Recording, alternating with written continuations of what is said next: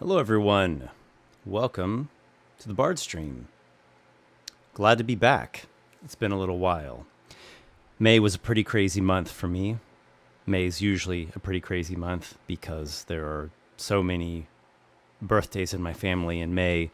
My wife, my son, my dad, my brother, my twin nieces, and others. And this past May, another birthday came into the mix. My little daughter was born. So I am now a father of two, and my daughter Rosemary has come into the world. That was a big event, and that also added to the into the mix of all the different things that were going on and all the demands. But she's very precious, and I love her dearly. And I was also sick last month.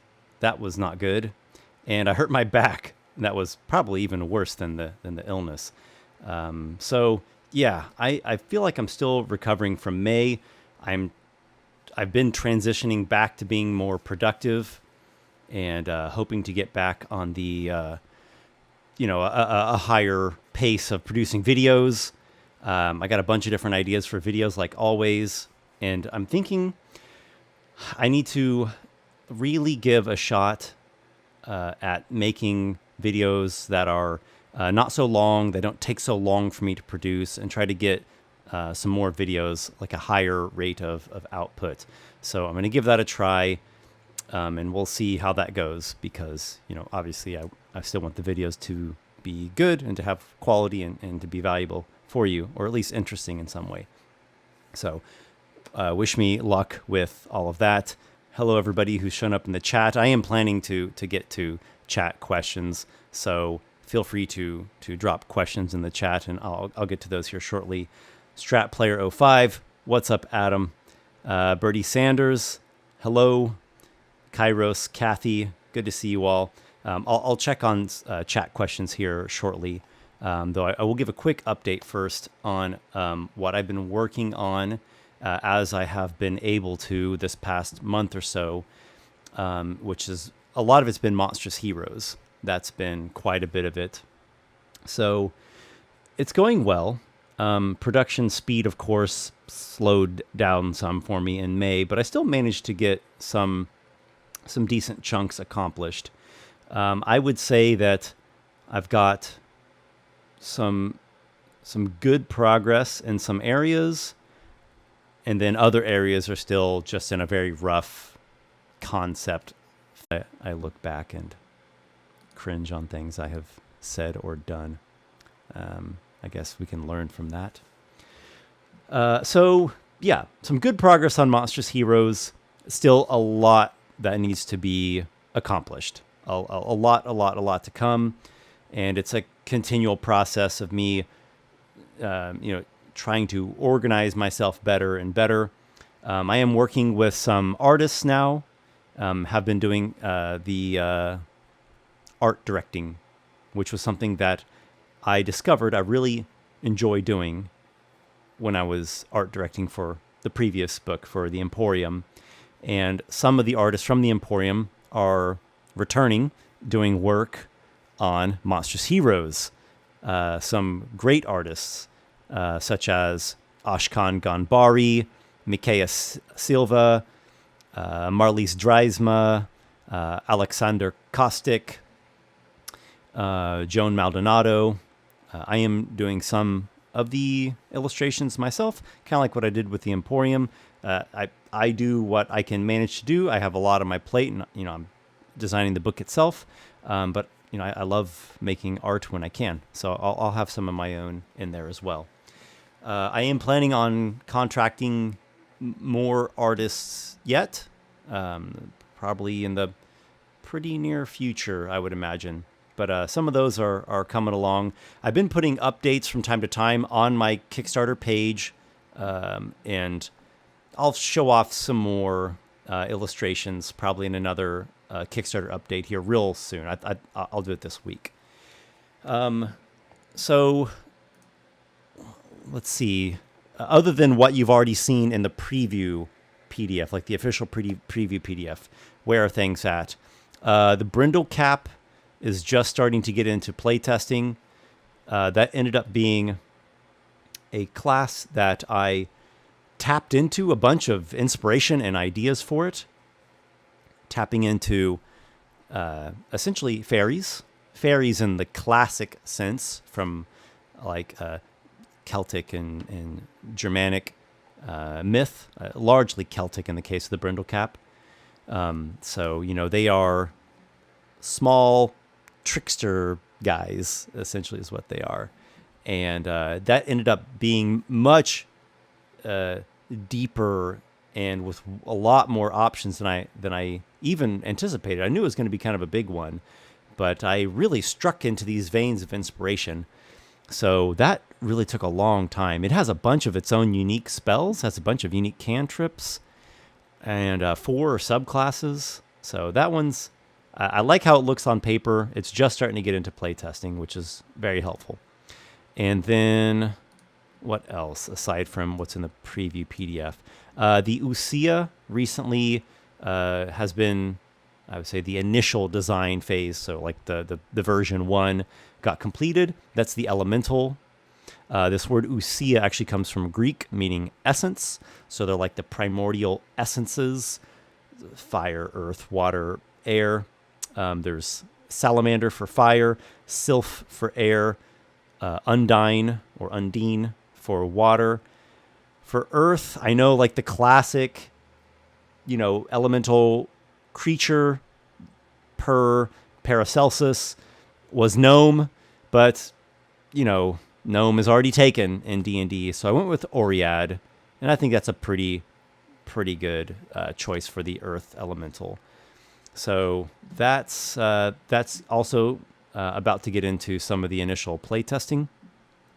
The Lycanthrope has been in playtesting for a bit here. That also has 4 subclasses. It also turned out to be a pretty complex one. It has werewolf, were-bear, were-boar, and were-rat. So like the core 5th edition for Lycanthropes. And then you also have technically what's actually your subclass, because that's like your beastkin. But there's also what is technically your subclass, which is you're either a natural-born lycanthrope or you are a cursed lycanthrope. So it's almost like you have 2 different dimensions of subclass with that one. It's going pretty well in the playtesting. I have to say we're liking it quite a bit.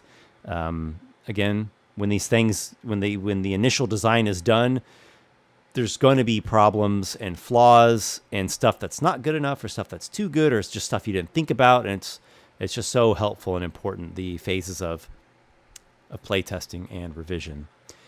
And then these past almost week, I've been working on the Paracosma, the aberration, and it's turning out pretty damn cool and weird and unique. So that is pretty far along in the initial design, and after that it'll go to playtesting and revision. And what will come after that, I'm not sure, actually. At the moment, I'm truly following my inspiration. So wherever the inspiration is hot, is lively, I just tap into that, and I'm letting that follow me. I balance that with making schedules for myself and trying to be very organized, documents and spreadsheets, and staying in touch with artists. So I try to make it a balance of law and chaos, or order and chaos. But we'll see if I can continue with this current mode. What else can I say? I don't know. It's going well. There's a lot to it. There's a lot I still need to do. I'll put an update on Kickstarter here in a few days, and you guys can see some more. So I'll jump over to chat here, and I'd like to take some questions. I will do a live stream again sometime pretty soon where we do some more like live play testing. I like doing the live play testing of Monstrous Heroes. I think it's cool to see people's feedback in the middle of a live stream, and you all get these cool glimpses into how things are looking. Okay. Checking out the comments now. Strat Player 05, first, or some shiz, you have one initiative. You may act. What do you do during your first turn? Bertie Sanders, what happens after your short story, The Storm of a Lifetime? Well, thank you for asking that question. Thank you for watching that. That's an older video of mine. It's been a while since I've put my short stories on my YouTube channel. And Bertie, I think you often ask me questions about writing, so that's pretty cool. I don't know. I don't know what happens after that one. The merchant, Tanji, it seems that he escapes. But is he changed? Is he scarred? Is he altered in some way, maybe even in some dread way? What do you think happens at the end of that story? I'd like to go back and revise that story. I would love someday to publish a book of short stories. That'd be really cool. Everyone who's saying hi to me, hello back to you. Thank you for being here. Kevin Smith, let's go troll. Oh, okay. I thought you were saying you're going to start trolling, but you're actually saying you want me to do troll next. There's a decent chance. I'm hearing some troll stomps and growls somewhere not too far outside my front door. So troll might be coming up. We'll see. It might actually be next. Strat Player 05, responding to Bertie Sanders' question about the short story. The ship sinks and the character wakes up in Esper's next narrated adventure. Right, Esper? Right? The ship. I think you might be confusing it for a different short story. You might be confusing it for the Eastern Vessel. Cringe Man, are you going to stream D&D campaigns again? Yes. In fact, this Sunday we are planning on getting back to Mirrormorn. It will be at a little bit of a later hour, maybe 2 hours later than we usually start. It's like 5 p.m. Central Time. But we are planning to be back on to Mirrormorn after the craziness of May has subsided. Kevin, fairies and brownies and giddy biddies. Yeah. The 4 subclasses of the Brindle Cap, unless something changes, are Clericon, Puck, Redcap, and Spriggan. Quite like how they're shaping up. I've realized that I really love making spells for these monstrous hero classes, and even something in particular about the cantrips. Something about making cantrips for the monster classes I really like. I feel this sense of like freedom of expression. Like when you're designing tabletop role-playing game content, you can sort of divide things into two camps, two kinds of features or two kinds of abilities, magical and non-magical. Some people say magical and mundane. I don't know if mundane's quite my favorite word there. But we could say magical and non-magical. Sometimes there is kind of a hybrid middle ground between the two, but for the sake of this topic, we could say magical and non-magical, right? Non-magical, special strikes with your weapon or your unarmed, and clever usages of skills and tactics, and you can do some pretty, even to use a keyword from 3rd edition, you can even do some extraordinary things without explicitly being magic. In a world of myth and fantasy and legend, characters, especially once you get into mid and higher levels, break free from the normal limitations of a typical mortal. And so you can go on to accomplish amazing feats of skill and cunning and athleticism and weapon and armor usage and combat maneuvers that are completely not magical, or if they are magic, it's magic in a very like inward, subtle, inner way, not an outward, you know, not a not blue energy glowing, shooting, radiating off of you. So it is more difficult when you're making tabletop RPG stuff, content, you're designing. It is more difficult to do the non-magical stuff. It is. And it's also more limited. If you want to make a lot of options and content that is non-magical, you got to get really creative, and you got to really spend a long time thinking. And, you know, you could look at other references to get ideas and inspiration too. I mean, you got to kind of do anything and everything. I mean, that's true in general for designing, but it's particularly true with the non-magical options. They're just the limitations are so much greater. And, you know, how many ways can you do a different sword strike? There's probably a lot of ways, but eventually you start to run out of design space. So really, this is a design space issue. And, you know, you can probably see them back here, a bunch of 4th edition books. I played a lot of 4th edition. And 4th edition actually did quite good with supporting what they called martial classes, you know, non-magical, let's say non-spellcaster classes, fighter, rogue, ranger in that edition didn't have spells, and warlord. And, you know, that it was pretty cool to see all those different options and maneuvers, powers, as they would have been called in 4th edition.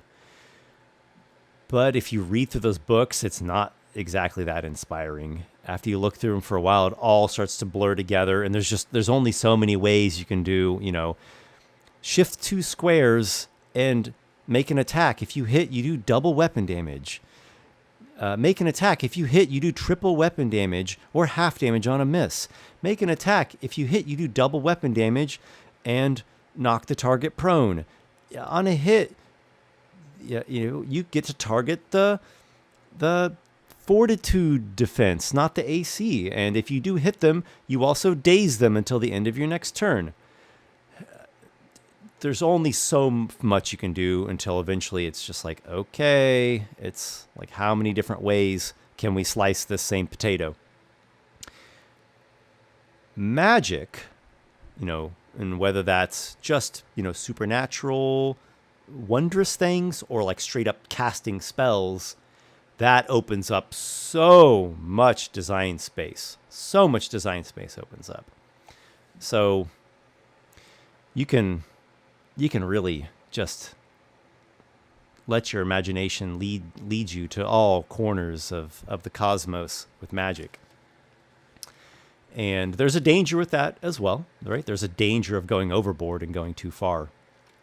But I learned that I really like making these cantrips for these monster classes, because I get to make these very unique, flavorful types of attacks and utility options.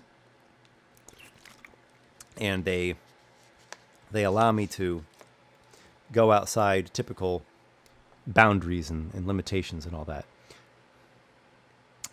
I'll go back to some comments here.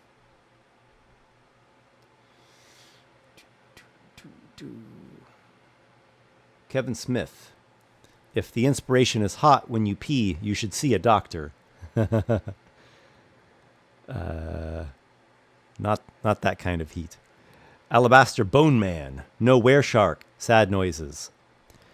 Only so much I can fit in there, guys. Only so much I can fit in. I got limitations now. I am considering putting a little sidebar that says, you know, with your DM's permission, you might find ways to not think outside the box, but like adapt these 4 beastkin lycanthropes to other kinds of other kinds of beasts. So I don't know exactly the shark one, what it would be, but, take the were tiger and give it swimming speed instead of a climbing speed and just try to adapt some stuff. Takita 10K, good evening, Esper. Good evening to you as well. Blessings upon you. John Johnson, sometimes you sound like you missed 3.5 and you wish you could play 3rd edition with 5 edition lore. Is that accurate? Did you play a lot of 3.5? I played a lot of 3.5, a lot. And I played a lot of 4E, and I have and continue to play a lot of 5E. I've been deep into D&D as a player, as a DM, and as a designer. I've been designing my own content, both like campaign settings and then also everything else. Player character options, classes, prestige classes, feats, spells, items, new usages of spells, monsters. Oh my gosh, monsters. I love monsters. So I've played and designed and especially DM'd a ton. I mean a ton. Probably starting in 2003 is really when I started getting deep into tabletop role-playing. And since then, on average, I have played probably twice a week on average. Sometimes once a week, sometimes 3 times a week. And the vast majority of that is as a dungeon master. Not all of it, but like 90% of that as the GM. And usually long-running campaigns, usually very long-running. I've had a number of campaigns that spanned over a year, some that have gone over 2 years. Sometimes you sound like you missed 3.5. There are aspects of, I'll just say 3E to be all-encompassing. Sometimes, not sometimes, but there are aspects of 3E that I definitely do miss. And there are a couple aspects of 4E that I miss. And I have my criticisms of 5th edition. It's not perfect, and nothing is. Nothing's perfect on planet Earth, boys and girls. You just have, pick your poison. You have try to mitigate the downsides and shore up the weak spots as much as you can. But there's always going to be problems, and that's just the nature of it all. So from 3rd edition, I miss the art style, where there was a wealth of all these different artists with different signature styles to them. And you could really get into following certain artists because you could identify their styles. And I came to discover a number of artists whose work I really like through 3rd edition. Wayne Reynolds, Wayne England, Thomas M. Baxa, Michael Comark, Kareem Bayet. Actually, Kareem Bayet might have started in 4th edition. Oh my gosh, I'm blanking now. Rebecca Guay. Yeah, Rebecca Guay. I don't know if I'm pronouncing her name correctly there. There are lots of different styles. What's so weird is that nowadays, like in the modern day, you hear people harp on about diversity a lot, but it seemed to me that there was more diversity back then because there were all these different styles and different types of artists, and now it all looks very samey. It all looks very, very similar. The aesthetic. I liked the covers of the 3rd edition books a lot. A lot of them looked like actual tomes out of a fantasy world. I thought that was so cool. I liked, and again, I'm not going to like go on and on about this, what is true diversity topic too much. Maybe that could be a different video. But also the actual content of 3.5 did have a lot more variety. There was more that you could do. There was just a bigger design space and a wider variety of different kinds of effects. And there was more of a freedom that allowed for trying and experimenting different things.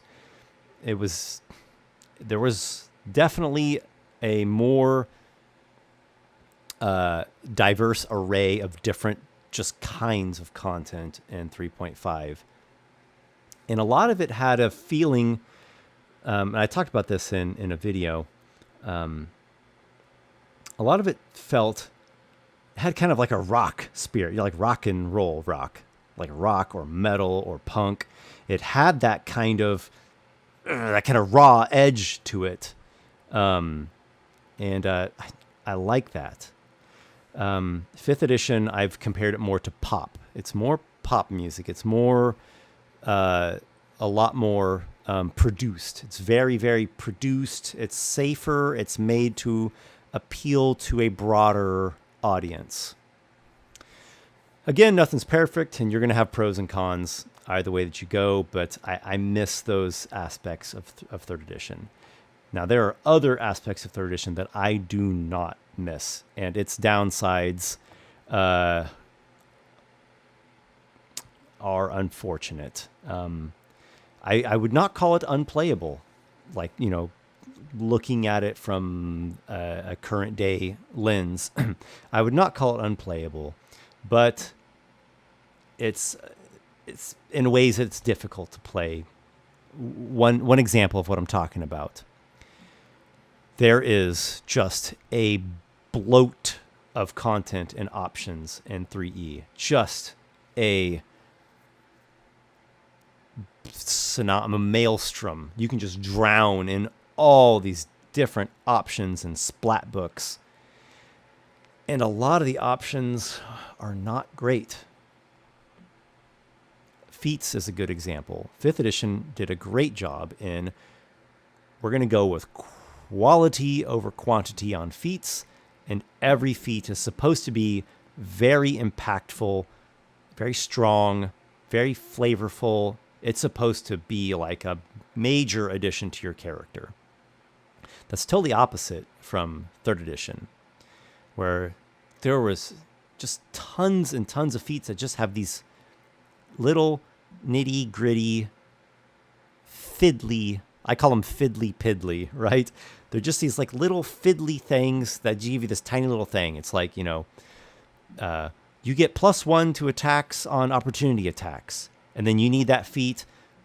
You have to get that feat first. So you can then take another feat that's like, you can make, additional opportunity attacks per turn equal to your dexterity modifier.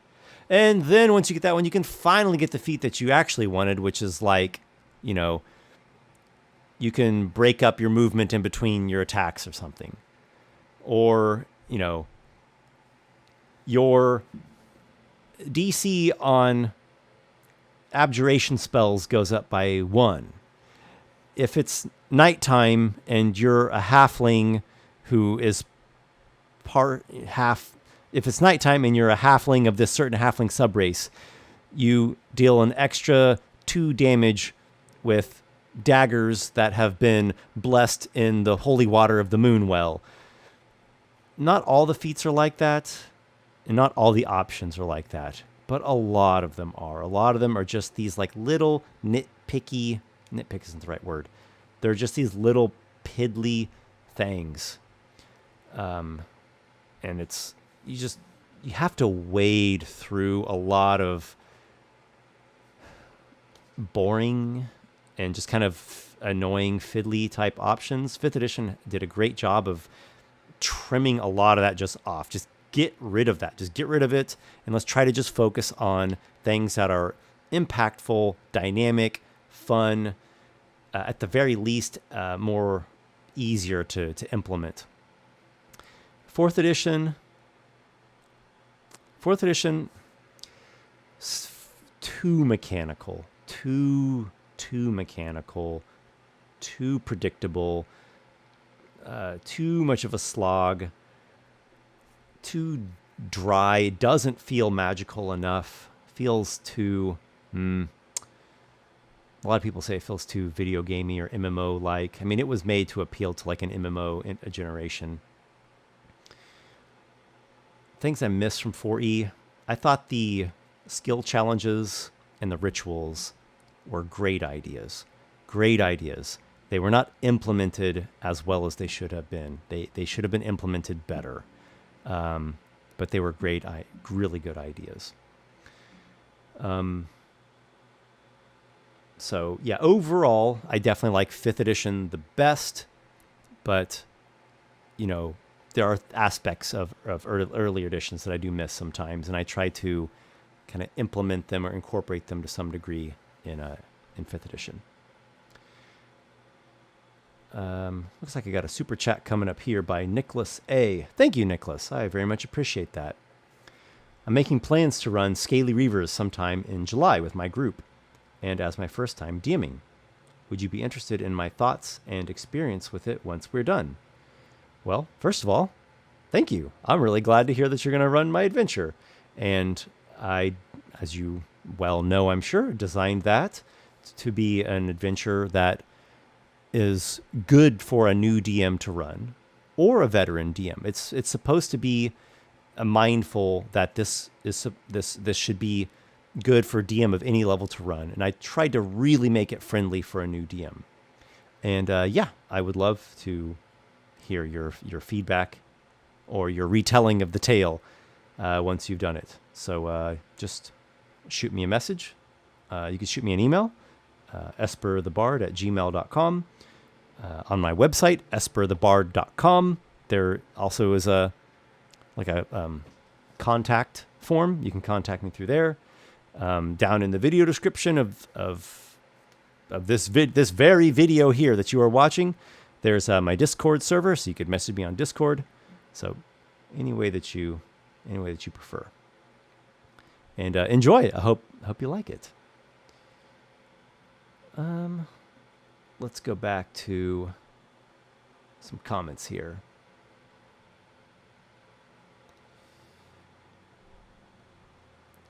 Alistair Boneman was thinking about playing an Oni or making an Oni NPC for my Kickstarter pledge reward.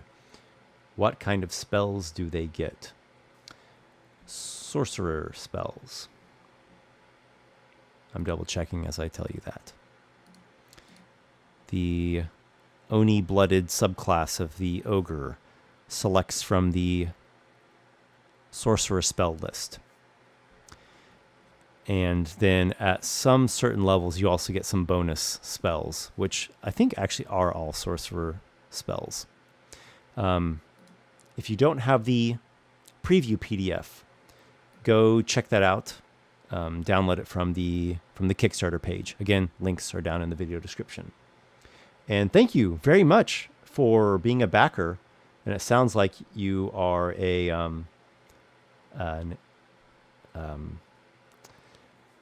I'm trying to remember the name of the tier now.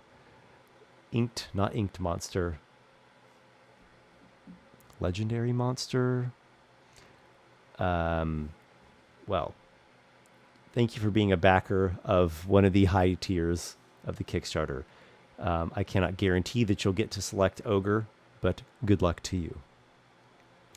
Benjamin Arnold. Just wanted to say I finally played my first game of D&D 2 weekends ago, and I wouldn't have ever tried if I hadn't seen your 4E narrated adventures back in the day. Thanks, Esper. Well, thank you. Man, this is so cool. I'm getting like people commenting on blasts from the past. And that's really where my my narrated adventures began, was back in 4E, starting back with Island of Horns in 2009 or maybe 2010, early 2010 perhaps. And have you watched some of the newer ones I've done? Eldritch Castle, the remake of Eldritch Castle, by the way, which originally was a 4th edition one, or Trials of the Neophyte. That is, for me, one of the the best things that I can, one of the best kinds of comments that I can ever get from someone is that something I created inspired them, and then and then you went on and did something creative with it. It's awesome. I always say that I live for inspiration. I live by inspiration, and I find it all over the place in all kinds of things. And that's what I'm doing. Is I'm a beneficiary. I'm benefiting from these amazing sources of inspiration that are all over, and I hope to, transform that in some way and create something that is interesting or thought-provoking or immersive of some variety for you all, and that I can, kind of recycle it or repay that back, and then you can go on and whatever it is that you might do. I don't know what it is. Maybe in your case, Benjamin, where you actually go and run a tabletop role-playing game yourself. But yeah, it may be something different. You may go and cultivate a garden. That might be your creativity. Inspiration's curious like that. It sometimes can just be this, it can kind of add into a generalized pool of motivation within you that you can then channel in a completely different direction. Looks like another super chat came through. That's cool to see. Holtzinator, what's up? The real Holtzinator. Good to see you around. Glad to be back on the live streams. It's so cool to see you guys. Thank you very much for the super chat. Thank you for the gold piece. Hope you are well, Esper. Your comments about the complexity of older D&D mirror a lot of commentary I hear from other YouTubers about other games, such as the Total War series. I don't doubt it. I'm sure there are plenty of others that have similar. It's more than nostalgia. I guess taste or preference, a similar preference. Yeah, I mean, if it was me and I was the one creating 5th edition D&D, I would probably make it a little more complex than what it is. Not a lot more complex, but a little more. And you can see that like in the work that I do in my my newsletter content and the Emporium and what I'm working on now with Monstrous Heroes. It's 5th edition, and I design it to be 5e content. It completely functions with it. It's built, keeping the power level of things in mind. It is play tested using the guidelines of 5e. It's not supposed to be some other, like radical mutation. And at the same time, it is, definitely leans toward a little more complex on the side of things.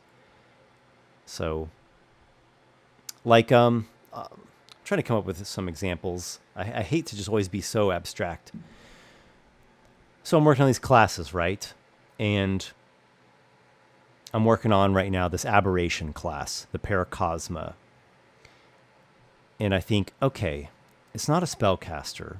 It definitely does have some magical things that it does, some like psionic things and strange, otherworldly type supernatural effects. But it's not a spellcaster. And you have melee natural weapons, claws and stuff. So like the rogue, for example, you've got your core rogue features that are set in stone. Just this level you get this level you get this. You don't really make any choices there.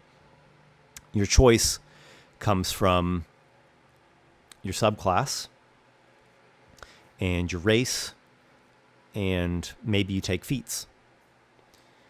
But, like the core rogue doesn't have any choices.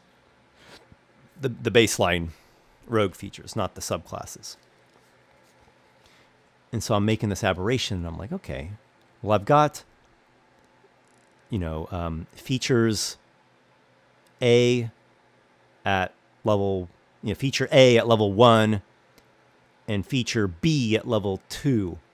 And I think they're pretty cool. And I think they're pretty effective. Like, wow, this is something that in combat, if you can get to a square that's a space, if you can get to a space that's at least 20 feet farther away from where you started your turn, you can deal extra damage when you hit with your claw. It's kind of like a skirmish ability, like from the old Scout, or almost like a minor, not minor, but almost like a sneak attack. It doesn't scale up to as high a damage as a sneak attack does, but it's cool. It's extra damage dice. I'm like, oh, that's pretty cool. We all like to be able to do extra damage. That's nice. It's an edge in combat, and it's got this sort of dynamic thing where you're trying to like position yourself correctly and like get around the battlefield. And am I like trying to get around from like creature to creature, or am I trying to find creative ways to target it on this one creature? Right? There's this interplay where you're really interacting with the mechanics, and the mechanics are influencing your character's round by round behavior instead of just standing there and my turn, attack. Okay, my turn again, attack. Not that there's something wrong with just being a toe-to-toe fighter. So, well, that's cool. I could just stick with, the cool feature A at level 1, the cool feature B at level 2, and then at level 3, you'll pick your subclass, and there is a choice. Or, at level 1, I could have 3 different or 5 different options. And then at level 2, again, you have 3 different options. This kind of harkens back to what I liked about 4E, where you got a lot of different choices of different powers, especially as a non-spellcaster. It wasn't that you're just, my class is just giving me a basic attack plus one other thing. Like I have a basic attack plus a sneak attack if I can set up the right situation with advantage. Or I have a basic attack, or I could reckless attack if I think that's the right moment to sacrifice defense for additional offense. Or I'm a fighter and I have just a basic attack, or maybe at the right moment I want to use action surge. Or do I want to go a little deeper? And so I tend to lean towards go a little deeper, give a little bit more options, take a little bit of what I like from 4E where, level 1, pick from some different attacks or pick from some different utilities. I think 4E went way too far with that. And when you look at the books, you're just like reading spreadsheets and a lot of stuff starts to get samey. So best of both worlds is what I'm aiming for with this book. So it's not like at, level 2, you get a potato. It may be made into hash browns. It may be a baked potato, or it may be French fries, but it's still just a potato. And no matter how, we're going to slice it into like 1,000 different ways, but it's still just potato at the end of the day. It's more like, do you want potato? Do you want tomato? Or do you want like, a bag of pork rinds? Or maybe like a fish that they just like chopped its head off and its tail is still flipping. All right. Let me go back to some comments.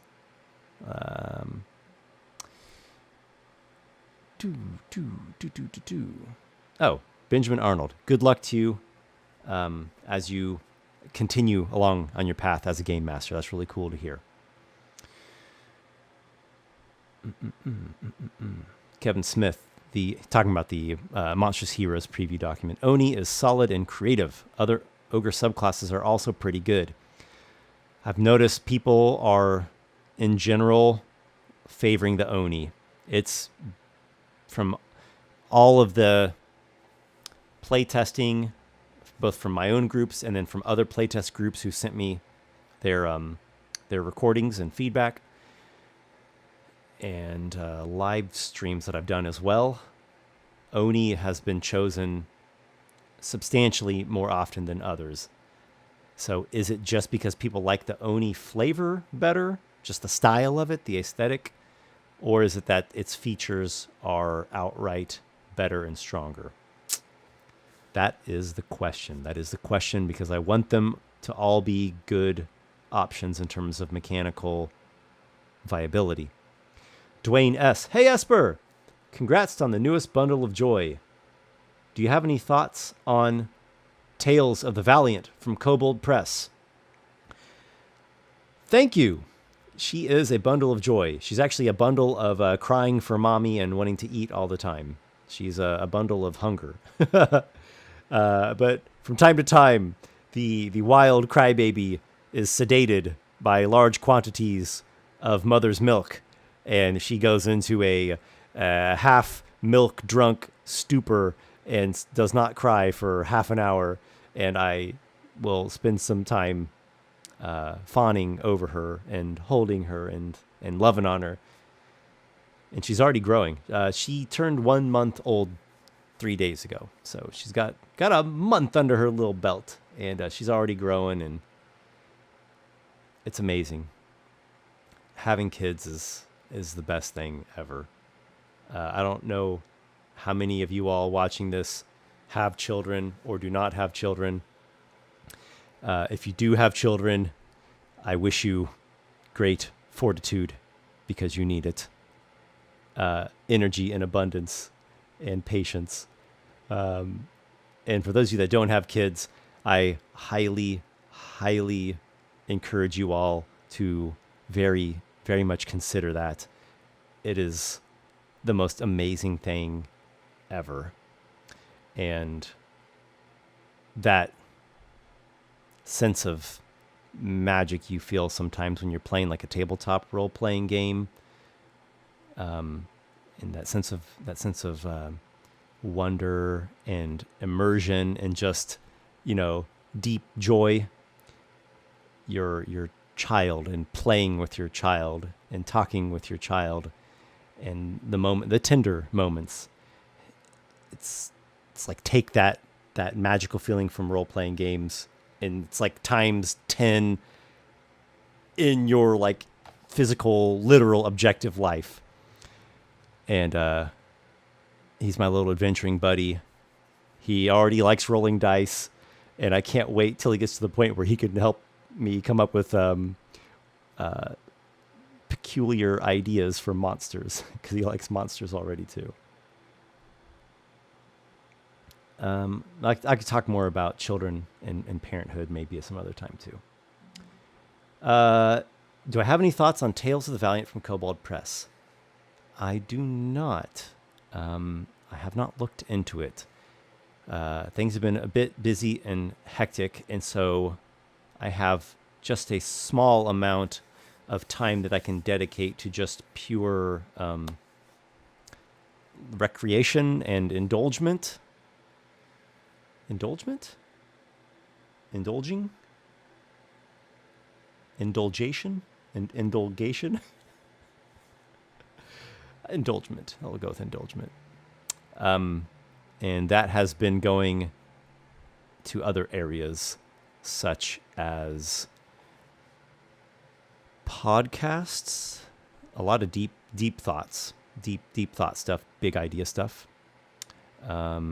Magic the Gathering. I've been playing Magic since 95, and I'll go through phases with it. I'll play a lot for a time, and then I just won't play it all for a stretch, and just that's the waves. Some YouTube videos. I like watching YouTube videos of all kinds. Let's keep rolling along here. Oh, but maybe at some point I will check out the Kobold Press Tales of the Valiant. I'm actually not quite sure what that is. Sounds like an adventure path, maybe? A module? Campaign setting? Or is it a new RPG? I don't know. Alistair Boneman. That's great to hear, as I've already commissioned some fan art. Cool. Man, commissioning art is just such the coolest thing. I love interacting with artists.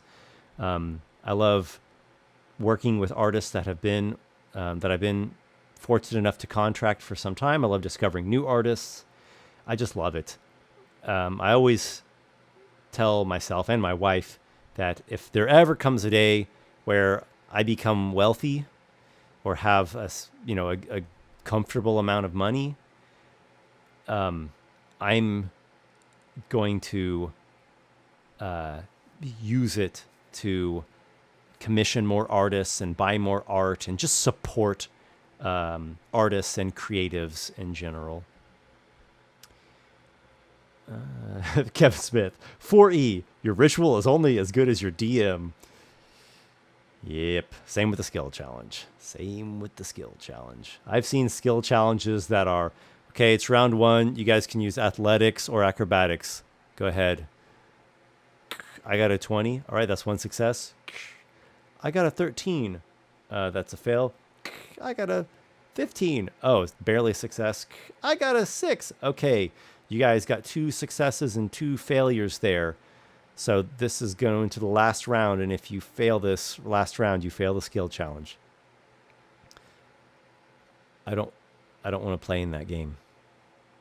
But I've seen other skill challenges where it's just fully immersed, descriptive, maybe even theater of the mind. Just depends on the situation. You're acting based upon what your character would do in that moment. The DM describes what you see, what happens depending upon whether you succeeded or failed, both, turn by turn, and then at the end of the whole skill challenge and how that impacts what's currently happening in the adventure. And it's amazing. And I think that was the hope of how they were supposed to be. Kevin Smith, any other ideas for future books you think you'd be willing to discuss? Well, RPG related, no. But I will say that I plan, one of my goals for this year is to once again get back to trying to find a literary agent for my fantasy novels. Chrysalis is the name of the series. Getting pretty far into the 5th draft of books 1 and 2. Quite far. The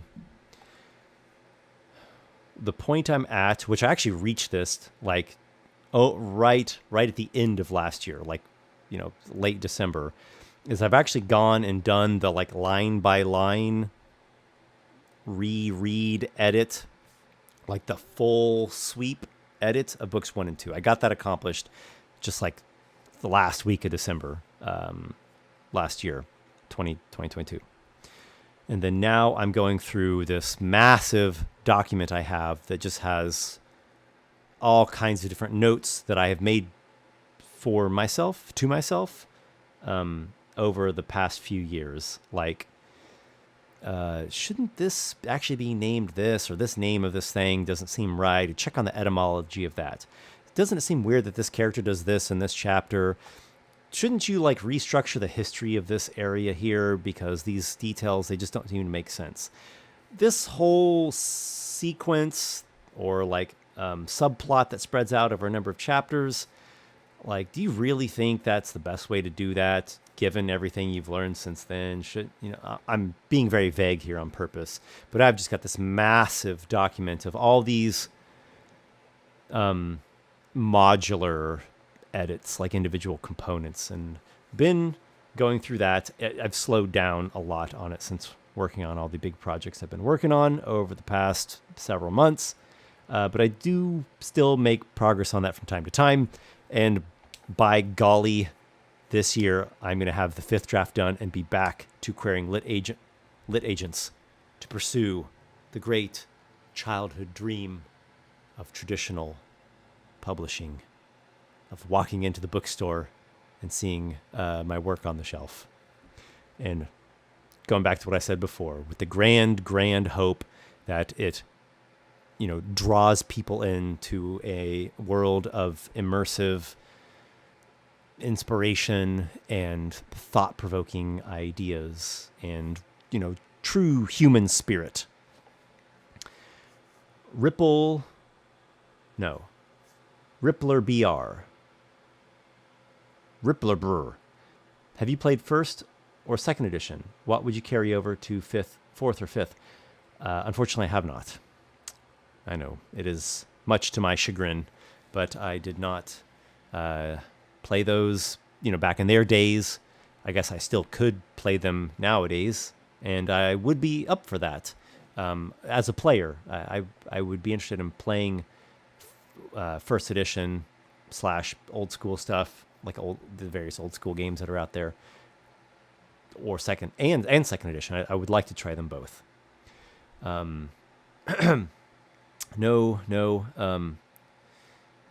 What I played in the 80s and 90s was not Dungeons and Dragons. I played Hero Quest, which that's like late. That's like tail end of the 80s, early 90s. And that's more of a board game than a role-playing game. I played role-playing RPG video games. Like I played the original Dragon Warrior. I know Dragon Quest is the official name of the series, but for me it was Dragon Warrior. Particularly 1, 3, and 4. I never played 2 for whatever reason, but 1, 3, and 4, I loved all of them. Dragon Warrior 4 is my favorite NES game, and it's for that level of tech is a incredible game. Other video game RPGs I grew up on, and I love them a lot, were Secret of Mana. Really like Secret of Mana. For some reason, I liked Seventh Saga, even though I've gone back and tried to play it and don't really care for it now. It's kind of repetitive, but I guess that's just, how things were back then. Can we count EVO? The Super Nintendo. Can we count EVO as a role-playing game? I don't think we can. It almost is. What else? I liked all the old school Zelda games. I know those are adventure, not role-playing games. Castlevania, again, adventure, not role-playing. What are some other role-playing games I grew up on? I did just dabble a little bit in some tabletop games in the 90s. Vampire, Werewolf, and Earth Dawn, and Warhammer, like first edition Warhammer. Just dabblings, not a lot. So that's why in my YouTube videos, I don't include the older edition stuff. I only include 3E, 4E, and 5E, because I just don't have the familiarity that would give me the ability or the confidence to speak about second edition or first edition monsters, for example, especially when it comes to the mechanics and the game rules. Warrior Womp, shout out to Monty Cook, one of the kings of 3E. For sure, man. Yep. Monty Cook. And I'm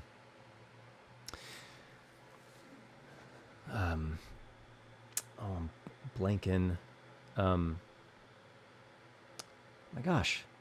The redhead fellow. I'm blanking on the redhead fellow. Skip Williams is another.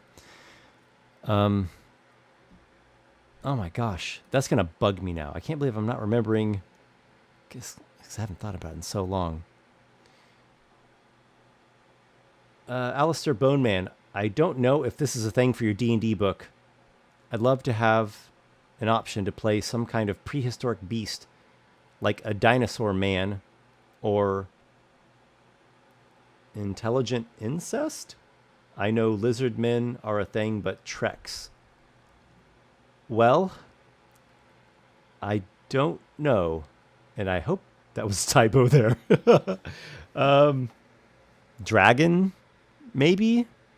If you could probably mod the dragon and come to something kind of close to that.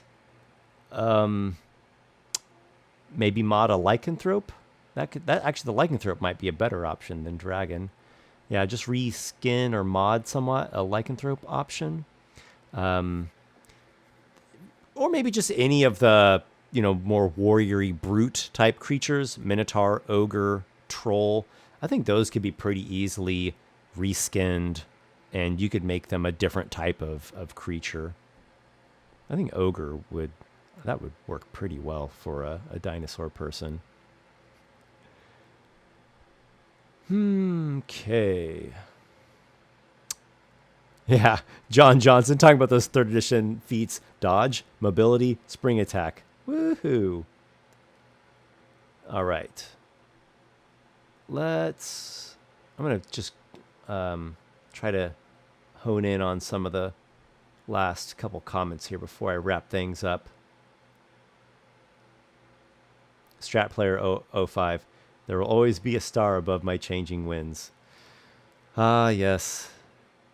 That was a somewhat ill-fated narrated adventure. It just didn't draw a lot of people into it. It's one of the least watched ones. And yet I liked it a lot. It's actually one that I will go back and listen to from time to time. It's one that for me has a lot of replay value, and I really enjoyed it for what it is. That was also getting close to that tipping point where I didn't want to use Novara any longer for D&D, and I only wanted to use it for my serious writing, like my novels and stuff. And I had to take like a little pause, and I made the new world Ikoria strictly for D&D that could fit well with D&D, and specifically 5th edition. And I might have mentioned this to you. I think I've mentioned this in prior streams, that during that time of that narrated adventure, I was producing a new like dungeon synth album, and I was really liking it, and it was pretty close to being done. And then my hard drive crashed, and I had not backed up some of the songs, and like half of the album I lost. And it just, I don't know, it really, really bothered me. And I haven't really made much music since then. I know I feel almost kind of ashamed to even say that, I let it phase me so much. It was really dumb of me to not have everything backed up. That's also part of the reason why I like watching that narrated adventure, because I can hear those tracks in the background, and some of them are lost. And there's this other track which I don't think was in that. No, it was not in that narrated adventure, but it was going to be on that album, and it was a remake of my Coastal Cave track that was in Island of Horns. And it was such a good remake. It was a much, much superior version. And you can just hear bits of it in the background of a couple other videos of mine, like the intro video to Crows in the Mist, and the background music of that like encounter scenario video called the Seaside Grotto. You can hear it in the background, but it does not exist just as a pure audio form of just that instrument, of that musical track. Okay. Let me find one, maybe two more comments. Boss Monster tier. That's what it was. Boss Monster tier. Ugh. Okay. Thank you very much. I appreciate you coming through with that. That was going to just like be in the back of my mind until I got done with the stream, and I went and actually looked up, what the damn name of the tier was. Okay, so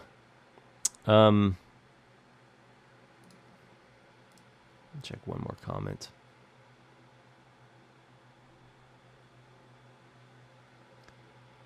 Adamaster98. What do you think about the balance between marshals and casters? Do you care at all? Any ideas on how you would change it? In general, I think things, I'm talking about 5e, 5th edition here. In general, I think things are pretty good, the way that they're designed and they're balanced. It could be improved, I think. I think it could be improved by...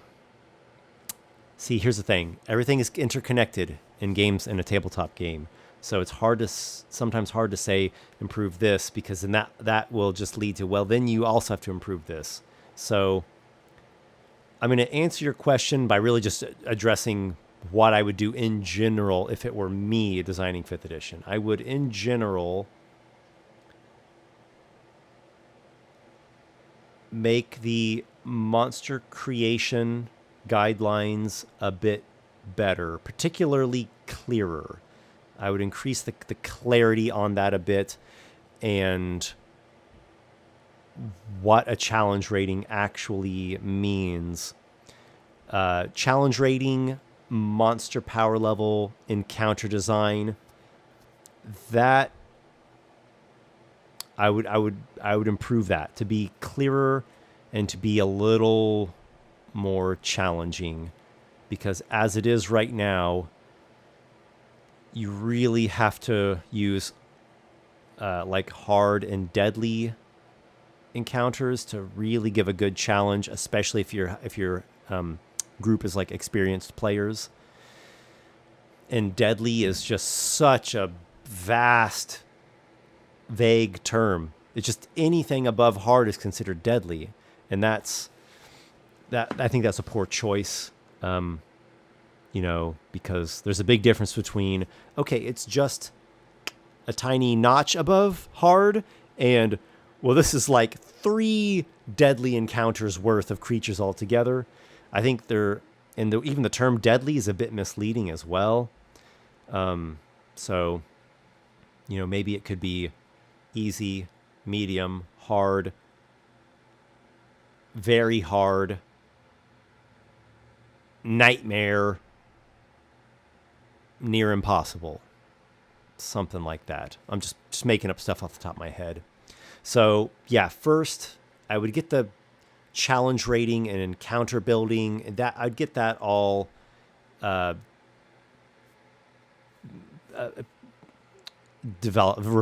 revised and strengthened and clarified. Then I would allow for a bit more complexity, especially with what I was talking about earlier of like options of class features. More like, at certain levels you get to pick between different features. Just a little bit more variety to pick from. Not necessarily increasing overall power of the player characters. I don't think they need that. I think they're plenty powerful. Just more options, more variety of choice. And then the martial classes, maybe they could stand to be slightly stronger. Slightly. But I think things are pretty darn close the way they are. 5th edition was very, very well play tested and has been... it's been out for 10 years now, right? So it's a very stable system, and that's to be admired and applauded. I can only hope that if I were to ever make my own role-playing game, that it would be that stable. I'm going to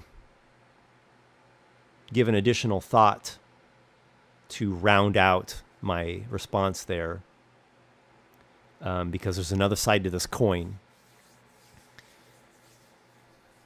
Too much balance is not a good thing. That's what happened in 4th edition. Its strength was also its weakness. And if it's too balanced, things feel predictable, robotic, and samey.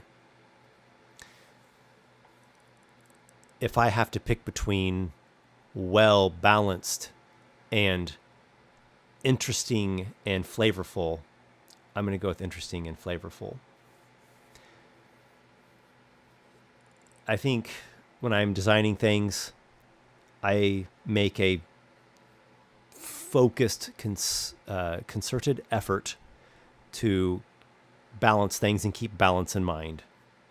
That said, I don't break my back over it, and I do not sacrifice something being interesting flavorful, engaging, for the sake of it being very, very, very, very perfectly balanced, perfectly in quotes there. So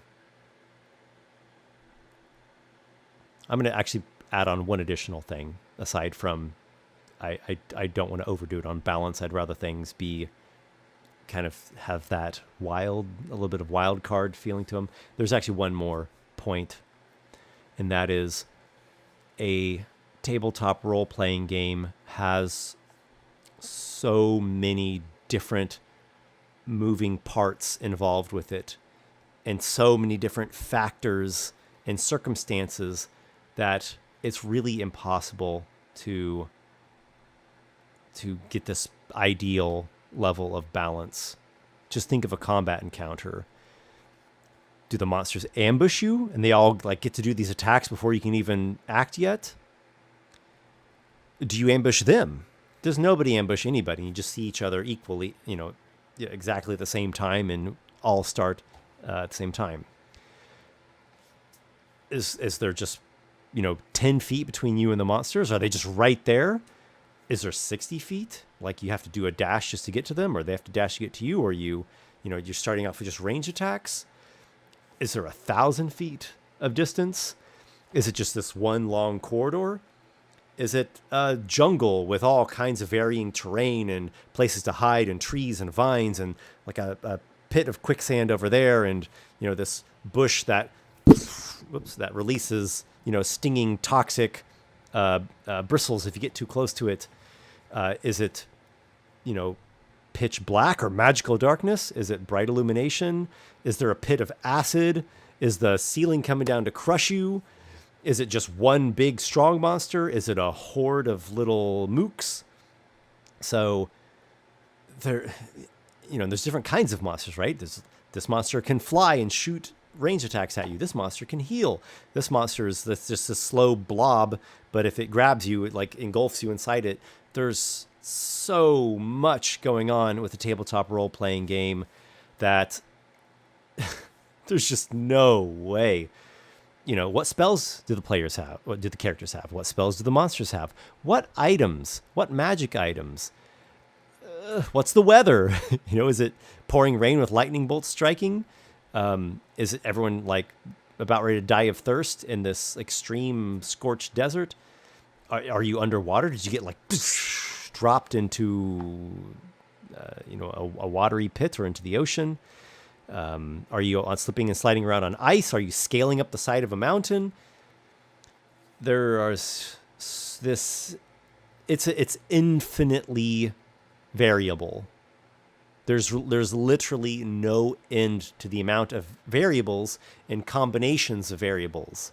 So there's really no way that you can truly, fully strike some kind of ideal balance. The best you can do is do your due diligence with some, core baseline, typical situation type encounter playtesting, and just kind of feel it out, right? Just kind of get a feel of it based upon all of your experience of the game and compare it to other precedents set by established class features and spells and other monsters. And there you go. Bleh. It's not a science. There's a tiny bit of science to it. There's a little bit of science to it, but it's more an art form. It is more cooking as opposed to baking. All right, so I think that'll do it. We'll wrap things up there. Really cool to see you guys and cool to interact with you all in chat. Thank you for joining in, and hopefully should be back on a more regular production schedule of videos starting this week, next week, starting now. If you are curious and have not yet looked into Monstrous Heroes, again, check out the link down in the video description. You can see a bunch of information on the Kickstarter page, trailer video. You can download a preview PDF and just play it right now. You can play it right now. There's 5 different classes up to 12th level, ready to play. You can play Monstrous Heroes tonight, tomorrow. Thank you once again, and I will see you all sometime soon. May your adventures be many, my friends.